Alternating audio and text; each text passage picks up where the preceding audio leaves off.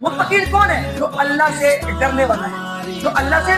ڈرنے والا ہے۔ تقویٰ کا اصل معنی یہ ہے کہ اللہ سے ڈرنے والا شخص ہو، اگر اس کے سامنے موت بھی کھڑی ہو جائے تو وہ کبھی بھی موت سے ایک وہ قدم بھی پیچھے نہ ہٹے، بلکہ سیدھا، اگر وہ اللہ کے سیدھے راستے پر ہے تو وہ کبھی بھی موت سے نہیں ڈرے گا، بلکہ وہ شہادت کی تمنا کرے گا، وہ شہادت کے اعلیٰ درجے کے اوپر فائز ہوگا۔ جس طرح آج کے دور کے اندر، آج کے وقت میں ہمارے اس وقت کے مجاہدین نے اس اسلامی ریاست کے بچاؤ کے لیے انہوں نے اپنی جان کے اوپر کوئی بھی وہ کمپرومائز نہیں کیا، اور انہوں نے اپنے سے 7 گنا بڑے ملک کو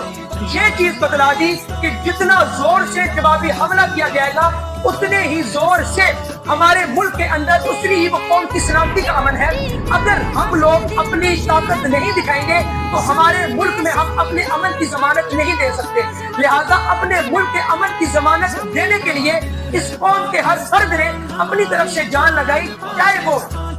بادشاہ ہو ہواؤں کے، چاہے وہ بری ہو چاہے وہ بحری ہو۔ انہوں نے یہ چیز بتلا دی کہ ہم لوگ اپنے ملک میں امن چاہتے ہیں، ہماری سالمیت کے اوپر اگر کوئی حرف آیا تو ہم کوئی بھی کمپرومائز کرنے کے لیے تیار نہیں ہیں۔ ہم لوگ اپنی قوم اور اپنے ملک کے اندر امن چاہتے ہیں، اور ہم لوگوں نے امن کی ضمانت لی ہے، لہٰذا ہماری طرف سے حملہ کیا جائے گا، اور اپنے سے 7 گنا بڑے ملک پر حملہ کر کے اللہ کا نام لے کے نعرہ تکبیر کا نعرہ بلند کیا، جواباً اللہ اکبر کہہ کر اس کافر کی دھجیاں اڑا کے رکھ دی۔ اور یہ چیز ہم نہیں کہتے، یہ چیز اس وقت جب ہمارے لوگوں نے حملہ کرنے سے پہلے کہا تھا، جب ہم حملہ کریں گے اس وقت تم نہیں کہو گے، ہم نہیں کہیں گے، اس وقت تمہارے پیچھے جو عالمی استعمار ہے وہ ٹوٹ کر آئے گا اور بولے گا خدا کے لیے تم پیچھے ہٹ جاؤ، تم نے بہت بڑا حملہ کیا ہے۔ لہٰذا اس بات کے اوپر مسلمان فوجی، نوجوان فوجی، مجاہد، مرد مجاہدین نے یہ چیز بتلا دی کہ جو ہم نے کہا تھا کہ جتنا زور سے تم پر حملہ ہوگا